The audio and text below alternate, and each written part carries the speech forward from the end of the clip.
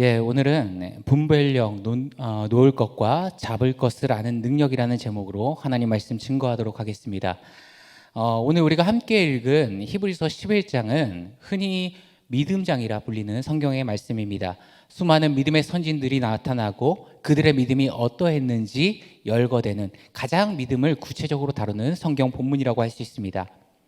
만약에 우리가 이 자리에서 시험을 본다고 생각하시고 여러분 믿음이란 무엇이겠습니까? 여러분들이 아시는 만큼 한번 적어보시겠습니까? 하면 우리 성도님들은 어떤 것을 적으실 거고 믿음이라 무엇이라 정의 내리실 수 있겠습니까?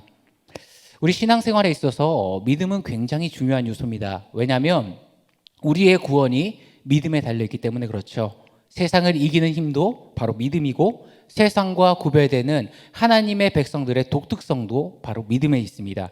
그렇게 신앙에 있어서 이 믿음이라는 요소는 굉장히 중요한 요소임에도 불구하고 막상 믿음이 무엇입니까? 라고 질문을 받게 되면 우리는 명확하게 이야기하기가 쉽지가 않습니다. 아무리 오랜 신앙생활을 했음에도 불구하고 신앙이 자라나지는 못하는 이유 가운데 하나는요, 우리가 신앙생활하는 가운데 이렇게 신앙에 있어서 중요한 개념들을 우리가 온전히 제대로 정리하지 못하면 신앙에 있어서 진보, 신앙에 있어서 발전은요 절대로 일어나지 않습니다. 우선 믿음이란 게 도대체 무엇인가? 시중에 많은 책들이 있는데요, 이 믿음에 대해서 다룬 책들을 요약해 보면 동일하게 세 가지 요소를 이야기합니다. 지성, 감성, 의지를 이야기합니다. 이 세 가지 요소가요 하나님 앞에서 철저하게 납득되어가는 과정이 믿음이다, 이렇게 설명합니다. 깔뱅은요 기독교 강요 믿음론에 보게 되면 이 믿음에 대해서 이렇게 정의합니다. 믿음에 관한 깔뱅의 정의를 보시면 믿음은 우리에 대한 하나님의 선하심을 굳게 또는 확실하게 아는 지식이며 이 지식은 그리스도 안에서 값없이 주신 약속의 신실성을 근거로 삼은 것이며 성령을 통해서 우리의 지성에 계시되며 우리의 마음에 인침바가 된다, 이렇게 설명합니다. 지금 세 가지를 얘기하고 있는데요, 깔뱅은 믿음이 뭐냐라고 이야기했을 때 첫 번째 지식을 이야기합니다. 당시 깔뱅이 종교개혁을 일으켰을 때요, 로마 카톨릭에서는 믿음을 어떻게 가르쳤냐? 그냥 아무 생각 없이 믿으라고 했습니다. 쓸데없이 묻지 말고 그냥 뭘 그렇게 알려고 하냐, 그냥 믿으면 된다, 이렇게 가르쳤습니다. 무조건적으로 맹목적으로 믿는 것이 믿음이다, 이렇게 강요했던 시대였습니다. 하지만 이 깔뱅은 이 믿음이란 그런 게 아니라고 이야기하는 겁니다. 믿음은 그냥 맹목적으로 믿는 것이 아니라 철저하게 지식적인 차원에서 다가간다 이야기하는 겁니다. 그래서요, 여기서 말하는 지식은 어떤 정보나 수학적인 공식이나 우리가 외우는 지식이 아니라 하나님과의 관계성 속에서 나타나는 인격적이고 관계적이고 직접 체험할 수 있는 그런 지식을 바탕으로 한 것이 믿음이다, 이렇게 설명합니다. 두 번째, 믿음에는요 분명한 대상이 있다는 겁니다. 깔뱅의 이 정의를 보게 되면 지금 깔뱅의 믿음의 대상은 누구라고 분명히 밝히고 있냐? 예수 그리스도로 밝히고 있습니다. 이걸 절대로 놓쳐서는 안 됩니다. 우리의 믿음의 대상은 예수 그리스도입니다. 그렇게 누가 우리에게 믿음은 뭡니까? 라고 물어봤을 때 그냥 막연하게 교회 다니는 거요, 십자가 믿는 거요, 말씀 믿는 거요, 이렇게 대답하면 안 됩니다. 믿음의 분명한 대상은 누구라고요? 예수 그리스도를 향하는 것이 믿음입니다. 세 번째, 이 깔뱅은 지금 이 믿음이 누구를 통해서 주어지는가, 이걸 말해주고 있는데요, 믿음은 성령을 통해서만 우리 가운데 주어진다라고 얘기하는 겁니다. 신앙생활 10년 했던, 아니면 성경 통독을 10번 했던, 20번 했던 자연스럽게 생기는 것이 아니라 믿음을 주시는 그 성령님께 우리가 나아갈 때만 이 믿음이 생긴다라는 거예요. 그래서 성령님이 한 사람을 찾아와서 역사하시는 단계가 있습니다. 우리 청년들은 제가 설명을 몇 번 드려서 잘 아실 텐데요, 성령님이 우리 가운데 역사하시면 단순히 우리를 눈물 흘리게 하고 슬퍼하고 자복하게 만드는 것이 아니라 그 이전에 우리에게 철저하게 지성으로 납득시킵니다. 먼저 우리의 지성을요 완벽하게 하나님 말씀 앞에 항복하게 만듭니다. 계속적으로 내가 주인 삼고 있던 것들, 내가 옳다고 믿던 것들, 내가 옳다고 여겼던 나의 지성들이요 하나님의 말씀 앞에서 하나님만이 나의 온전한 주인이시구나, 내가 하나님의 말씀 앞에서 이 말씀 하나 제대로 지키기 힘든 연약한 존재구나, 철저하게 내 지성이 무너지게 만들고 자복하게 만드십니다. 그래서요 성령님이 우리 가운데 역사하시면 내가 그전에 똑똑하다고 여기고 내가 잘났다고 여겼던 모든 가치관들이 하나님의 말씀 앞에서 철저하게 납득되기 시작합니다. 쉬운 예로요. 제가 지금 장신대에서 예배 설교학 과정을 하고 있는데요. 이 예배 설교학 과정을 하는 모든 동기들 가운데 두려움의 대상인 교수님이 한 분 계십니다. 이 김은용 교수님이라는 분이 계시는데요. 이분 수업을 들으면요, 이 과제량이 어마어마합니다. 과제량을 기본적으로 한 학기에 과제가 한 12개에서 한 13개 정도 내시는데요. 이만한 두께의 원서를 읽고 한 15페이지 정도 논문을 작성해서 토론을 하는 수업을 합니다. 그 수업이 정말 힘든데요. 영어도 막 꾸역꾸역 해가지고 가지고 가면은 좀 이렇게 토론이 되면 좋은데, 이 20명 넘는 사람들과 이제 발제자가 토론을 하잖아요. 막 이야기를 하면 서로 의견이 다를 건데 그 의견도 수용하기도 하고, 때로는 그건 아닌 것 같은데 반론도 하기도 하고, 이렇게 토론이 돼야 되는데, 김은용 교수님 워낙 예배학 쪽에서는 지성이 높으시니까, 그리고 뛰어나시니까 이 토론이 안 되는 겁니다. 교수님 말에 그냥 네, 알겠습니다. 교수님 더 잘 준비하겠습니다. 예, 죄송합니다. 이 말만 한 2-3시간 하는 거예요. 그럼 진이 빠지거든요. 그렇게 진이 빠지고 발제가 다 끝나고 나면요, 마음은 후련해요. 야, 이번 학기에 내가 이제 발제 넘어갔다. 마음은 후련한데 한편으로는 내가 뭐 한 거지? 진짜 한 달을 준비했는데 나 이 정도뿐이 안 되나? 감정적으로 이게 좀 허탈감이 오기 시작합니다. 그렇게 허탈한 마음을 가지고 집에 딱 오면요, 아이들이 아빠를 보면서 너무 좋아하죠. 하루 종일 못 봤는데 아빠 하면서 막 달려와요.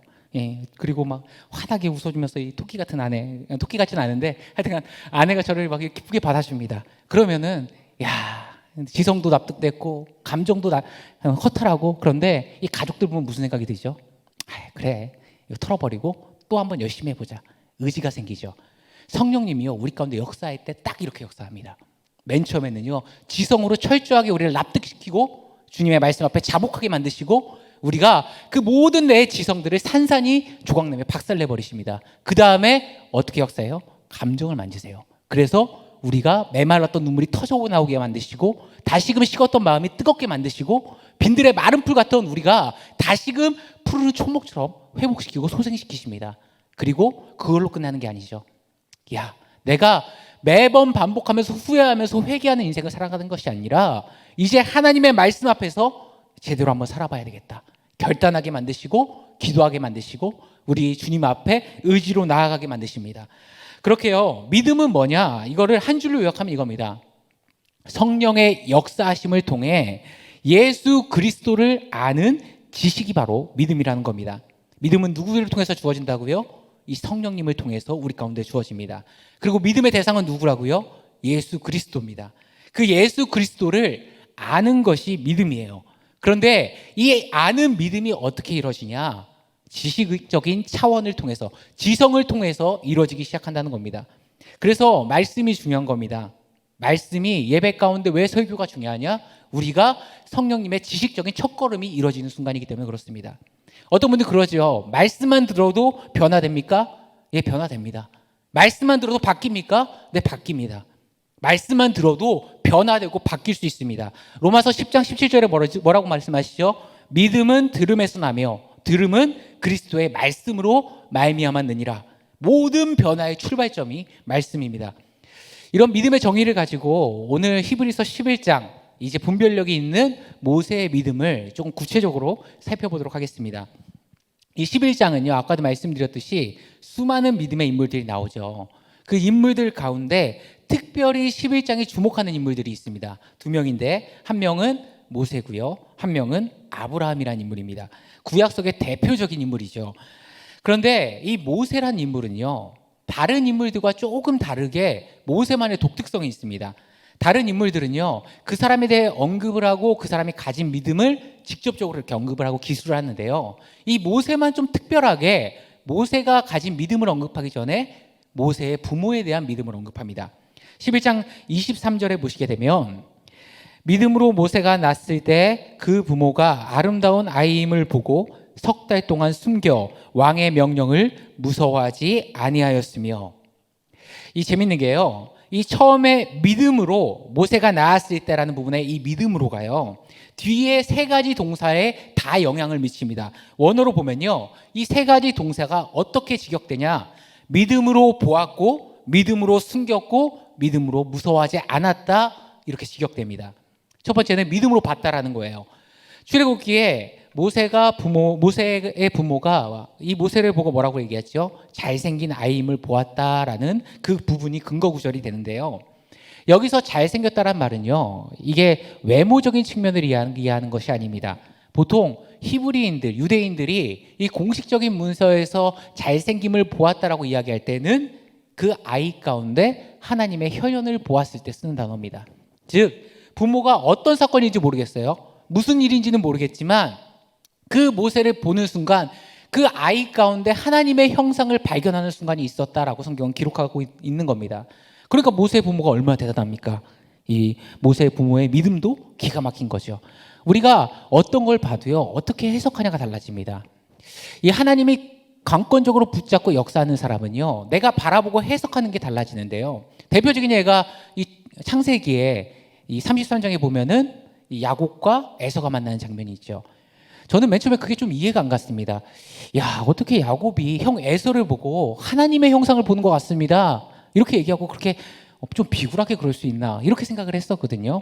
근데 나중에 목회자가 돼서 설교를 하면서 그 말씀을 깊이 묵상하다 보니까요, 이 야곱의 그 말은요, 바로 앞장 분이엘에서 하나님과 씨름하며 싸우며 하나님을 경험한 그 은혜가 이제는 타인에게까지 미치는 겁니다. 형에게 아부 떠는 게 아니라요, 그 형의 모습 속에서 하나님의 형상을 발견하는 거예요. 형제의 모습 속에 보이는 하나님의 형상 아름다워라. 무슨 말씀인지 아시겠죠? 이 모세의 부모의 믿음이 얼마나 대단했냐? 그 어린아이를 보면서도 그 가운데 하나님의 형상을 발견했다는 겁니다. 자녀가 왼수로 보이는 게 아니라 자녀 가운데 형상을 발견하는, 우리 성도님도 다 그러실 줄 믿습니다. 네. 두 번째는 이 부모의 믿음이 그 아이를 3개월 동안 숨겼다라는 거예요. 고대 문헌에 보면요, 이 애굽 사람들이 얼마나 잔인했냐면요, 이 이스라엘 백성들이 아이들을 다 숨기고 있는 걸 알고 있었답니다. 그래서 각 이스라엘 집마다 순찰을 하지 않습니까? 그때 일부러 애굽 여자아이를 데리고 가는 거예요. 데리고 딱 들어가서 그 아이를 일부러 울립니다. 보통 아이들이 울면은 아이들이 어떻게 하죠? 같이 울죠. 그래서 일부러 여자아이를 딱 울려놓고 울음소리가 나면 끌어내는 거예요. 그래서 남자아이면 가차없이 강에다가 익사를 시켜버렸습니다. 그런데 이 모세의 부모가 3개월 동안 그 아이를 숨겼다라는 겁니다. 왕의 명령에도 불구하고 두려워하지 않고 숨겼다라는 거예요. 창세기 마지막 부분에 애굽의 총리였던 이 요셉의 시대는요, 역사적으로 보면 애굽의 힉속스 왕조라는 그 왕조가 세워졌을 때입니다. 참 재밌는 게요, 하나님이 얼마나 기가 막힌 타이밍으로 역사하시냐면 이 애굽이란 나라는요, 다른 민족에 대한 배타성을 갖고 있고 자기 민족주의가 엄청 강한 나라입니다. 그래서요, 타국의 이 민족이 총리가 되는 걸 볼 수가 없어요. 그런데 하나님의 시간표가 어떻게 움직이냐? 유일하게 이 애굽 지역에 이방 왕조가 점령한 때가 있었는데 그때가 바로 힉소스 왕족입니다. 그러니까 다른 이방 민족이 총리가 되는 게 전혀 거부감이 없는 거죠. 그런데 오늘 모세가 태어났을 때는 언제냐?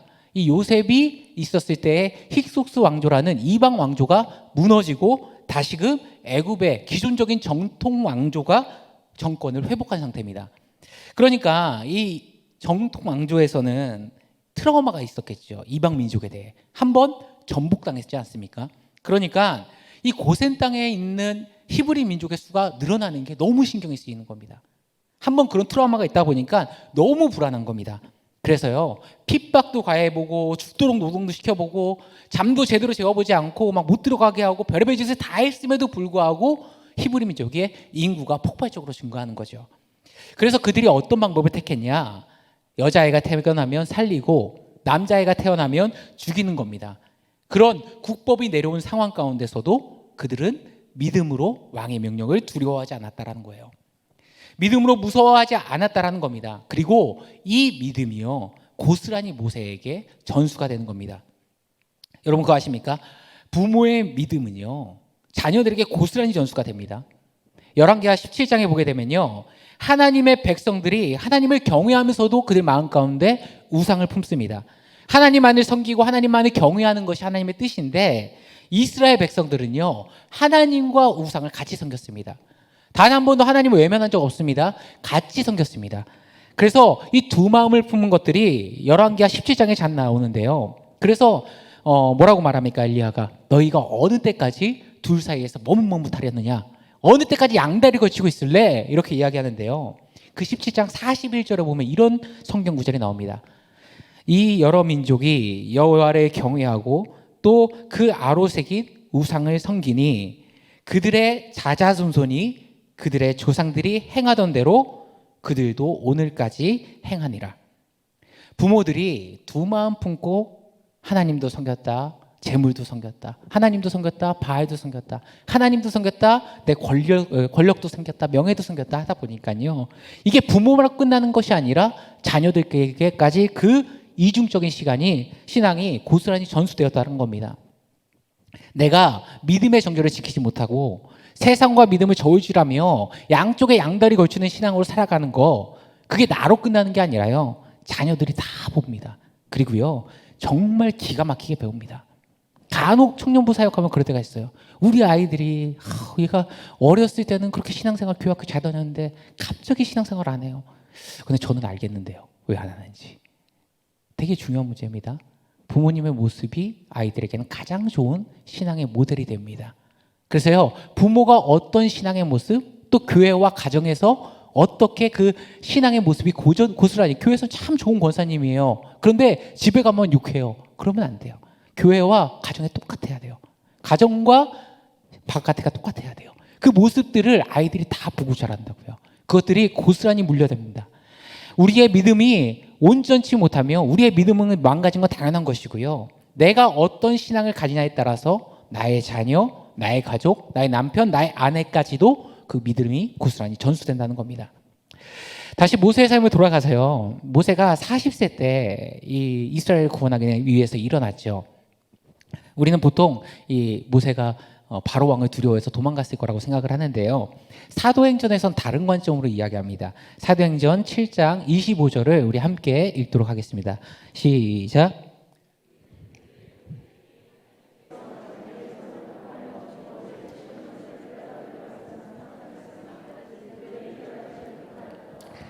예, 사도행전 7장은요, 이 스데반 집사가 쭉 창세기부터 성경을 풀어주는 내용인데요. 거기 보면 이렇게 해석합니다.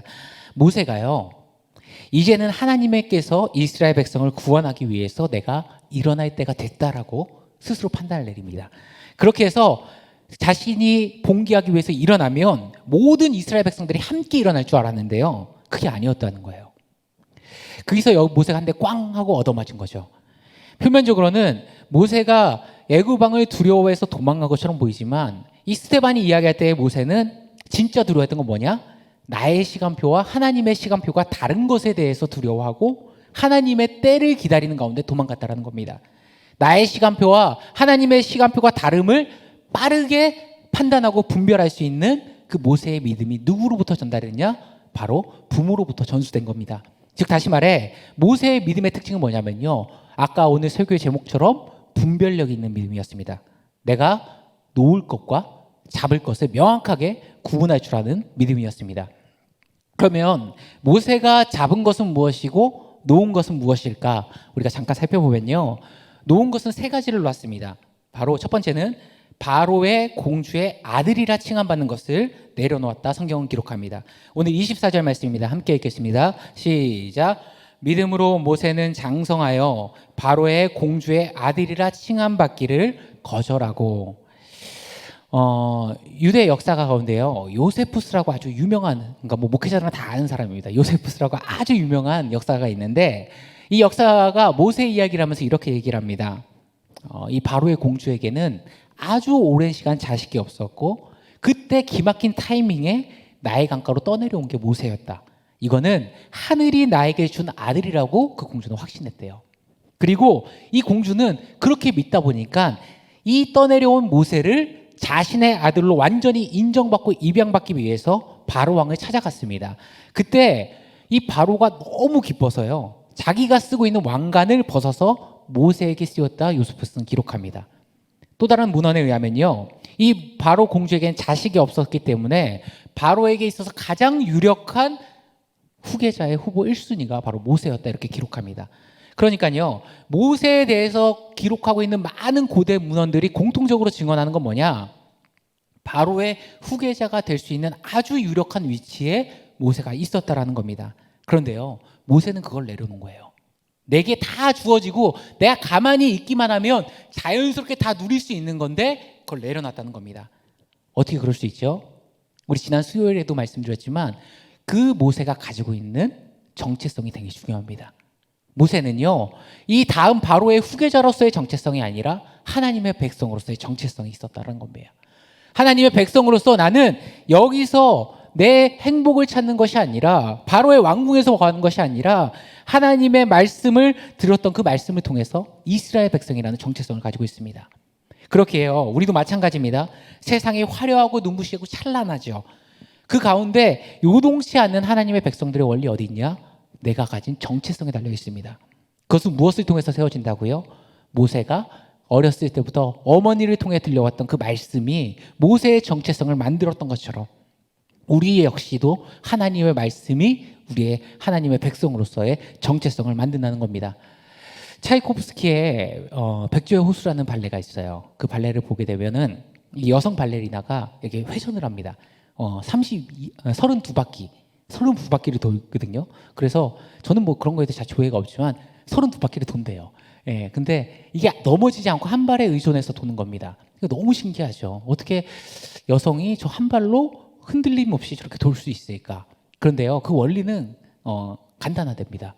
도는데 자기가 중심을 바라보는 그 한 사람의 얼굴을 바라보면서 돈대요. 그래서 어떻게 도는 그 시선을 거기서 떨어뜨리지 않는다고 합니다. 그래서 얼굴이 가장 마지막에 돌고 가장 먼저 그 사람 얼굴을 본대요. 그렇게 32바퀴를 도는 거예요. 그걸 보면서 저는 이런 생각을 했습니다. 우리가 어지럽고 회전하는 효동하는 세상 가운데서 하나님의 백성들이 어떻게 흔들리지 않을 수 있는가? 우리의 시선이 하나님의 말씀에 고정되어 있을 때, 어떤 상황 가운데서도 하나님의 말씀만 바라보고 있을 때 우리의 정체성이 확고해지고 그 모든 상황 가운데서도 하나님이 기뻐하신 모습으로 설 수 있다라는 겁니다. 두 번째, 모세가 내려놓은 것은 이 죄악에 대한 즐거움을 내려놓습니다. 52절을 함께 읽도록 하겠습니다. 시작. 도리어 하나님의 백성과 함께 고난받기를 잠시 죄악의 낙을 누리는 것보다 좋아하고, 죄는 상당히 매력적입니다. 그리고 죄는 상당히 즉각적인 반응을 줍니다. 바로 즐거움이 와요. 바로 기쁨이 오고요. 그래서 더 매력적인 것 같습니다. 그런데요, 바로 즉각적으로 피드백 오는 그 죄의 즐거움을 내려놓았다는 겁니다.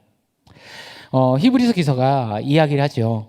이 모세는 이 잠시 잠깐의 즐거움보다 더 영원한 것을 추구하는 사람이었다. 그래서 여지없이 그 더 영원한 기쁨을 위해 잠시의 죄악을 내려놨다라고 이야기합니다.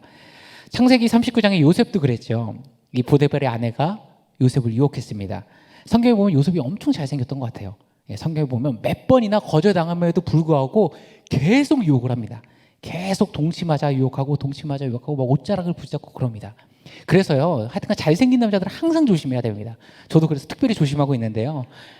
하여튼 39장 7절에 보면요, 이렇게 얘기합니다. 그 후에 그의 주인인 아내가 요셉에게 눈짓하다가 동침하기를 청하니, 이렇게 되어 있는데요. 이 청하디라는 단어가요, 히브리 원어로 보면요, 명령했다라는 거예요. 주인으로서 종에게 명령했다는 겁니다.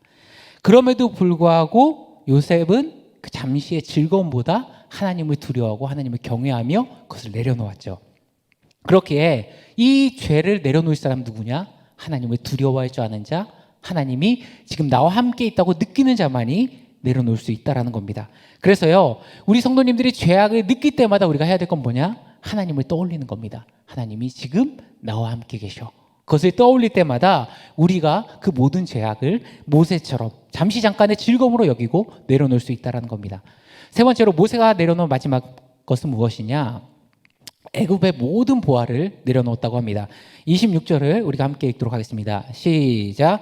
그리스도를 위하여 받은 수모를 애굽의 모든 보화보다 더 큰 재물로 여겼으니 이는 상 주심을 바라봄이라. 제가 영어청년부에 와서요, 항상 이제 청년들이 결혼을 하면요, 이제 뭐 교회에서 나오는 축의금 말고 그냥 개별적으로 축의금을 합니다. 그냥 또 너무 축하할 일이고 감사할 일인데 그냥 주면은 이렇게 좀 뭔가 기억이 안 남잖아요. 그래서 저는 항상 결혼한 친구들한테 이렇게 사진을 좀 달라고 해요. 그래서 나오고 있나요? 저희 얼마 전에 결혼했던 우리 송하자매랑 임주모 형제 축의금 봉투였는데요. 이렇게 만들어서 줍니다. 근데 이게 만들다 보면요, 글씨가 잘 안 맞아요. 잘 안 맞아요. 삐뚤삐뚤하기도 하고 뭐 잘못되기도 하고 이래가지고 몇 번을 다시 막 사진을 찍고 합니다. 이쁘게 만들려고요. 그러다가 한 번은 작년이었던 것 같아요. 잘 만들어서 이제 돈을 내려고 축의금을 내려고 돈이 없는 거예요. 어디 갔지 하다가 보니까 설마 하다가 보니까 이 분쇄기죠. 네, 분쇄기에 저렇게 갈아버렸습니다. 아, 네. 그때 막 최강조 목사님하고 어떻게 저거 맞춰볼까요? 막 이랬는데, 그때는 뭐 이제 온 지가 얼마 안 됐으니까 남자다운 척, 괜찮습니다. 그거 뭐 괜찮아요. 뭐 어쩔 수 없죠. 뭐 이렇게 하고 갔는데 그게 생각이 많이 났나 봐요. 그날 밤에 이제 사역을 마치고 피곤한 마음에 그때가 수요일인가 그랬는데 잠이 들었습니다. 잠이 들었는데 꿈속에서 아내랑 영화관에 갔어요. 영화관에 가가지고 그때 당시에 재밌는 영화였던 이 어벤져스라는 표를 예매했습니다. 꿈속에서. 그런데 저희 아내랑 둘이 보러 갔는데 표가 2장이 나온 게 아니라 6개가 나오는 거예요. 그래서 6개를 다 갖고 영화관에 들어갔는데 딱 보니까 F열 5번, 13번, 19번, 27번, 이때부터 좀 이상하죠. 35번, 막 가슴이 뜨거워지기 시작하고 꿈인데 막 생동감이 있기 시작합니다. 41번, 주님, 이때입니까? 제가 드디어 이제 하나님께서 내게 하늘문을 여시는군요. 이러면서 했는데 하나도 안 마셨습니다. 네, 그걸 하고 제가 느꼈던 게 뭐냐면요. 나 역시도 목회자지만 아직도 재물에 상당히 연약하구나. 야, 그 축의금 갈았다고 꿈까지 꾸냐, 막 이런 생각이 들더라고요. 오늘 모세는요, 예수 그리스도를 위해서 자기가 누릴 수 있는 그 모든 화려한 보화를 다 잃어버렸다는 겁니다. 내려놓았다는 겁니다. 그것들을 내려놓는 분별력이 있었다는 겁니다. 동시에 모세는 2가지를 붙들었는데요. 25절과 26절을 함께 읽도록 하겠습니다. 시작. 도리어 하나님의 백성과 함께 고난받기를 잠시 죄악의 낙을 누리는 것보다 더 좋아하고 그리스도를 위하여 받는 수모를 애굽의 모든 보화보다 더 큰 재물로 여겼으니 이는 상 주심을 바라봄이라. 그가 딱 붙잡은 거 2가지입니다. 하나는 하나님의 백성의 안에 들어가서 그들과 함께 동거하며 고난받기를 붙잡았고요. 누구랑 함께요? 하나님의 백성과 함께. 그리고 또 한 가지 뭐죠? 수많은 보화보다 누구를 바라봤다라는 거예요? 예수 그리스도를 바라봤다는 거예요. 여기서 믿음의 정의가 나오는 거죠. 아까 믿음의 대상이 누구라고 그랬죠? 예수 그리스도. 모세는 구약시대의 사람입니다. 그런데 그가 누구를 바라봤냐? 예수 그리스도를 바라봤다. 믿음의 차원에서 히브리서 기자가 이렇게 해석하고 있는 겁니다. 그렇기에 그가 당한 모든 수모와 그리스도를 당한 모든 그 수모를 연결시키는 겁니다. 그렇기에 성경은 모세를 통해서 믿음이 무엇인지를 보여주고 있는 거죠. 내 높아짐과 내 명예와 내 물질과 내 필요와 내 만족과 내 공급해주는 모든 것을 충족해주는 대상으로 예수 그리스도를 바라보고 추구하는 것이 아니라 무엇을 바라보냐? 예수님과 함께하는 그 고난을 바라보고 예수님 자체를 바라보고 예수님 자체가 나에게 가장 큰 소망입니다. 고백하는 그 신앙의 눈을 가진 것이 바로 믿음이라고 고백하는 겁니다. 오늘 말씀을 정리하도록 하겠습니다. 모세는 분별력 있는 믿음을 가지고 행했습니다. 첫 번째는요, 다른 사람으로부터 받을 수 있는 인정을 내려놨고요. 2번째는 잠깐의 즐거움을 내려놨습니다. 그리고 3번째는 자신의 이해타산을 내려놨습니다. 그리고 그가 무엇을 붙잡았냐? 하나님의 백성과 함께 그리스도를 위하여 고난받기를 붙잡았습니다. 믿음이 뭔지 아십니까? 우리가 살아가는 눈에 대한 이야기입니다. 내가 지금 바라보고 있는 대상이 누군지를 분명히 하는 것이 바로 믿음입니다. 우리 가운데 흔들리지 않는, 항상 어떤 상황 가운데서도 하나님을 바라볼 줄 아는 사람이 바로 믿음의 사람입니다. 주님, 오늘 내게 이런 믿음 허락하여 주시옵소서. 다른 사람의 인정을 위해서 살아가는 것이 아니라 내 즐거움과 내 만족을 쫓는 인생이 아니라 내 유익만을 추구하는 인생이 아니라 나에게 상 주실 그 놀라우시고 위대하신 전능하신 주님만 바라보는 인생 되게 하여 주시옵소서. 그런 믿음의 눈을 우리 가운데 허락하여 주시옵소서. 우리가 기도하며 나아갔으면 좋겠습니다. 이 시간 우리가 찬양하며 오늘 말씀 붙들고 함께 기도로 나아가겠습니다.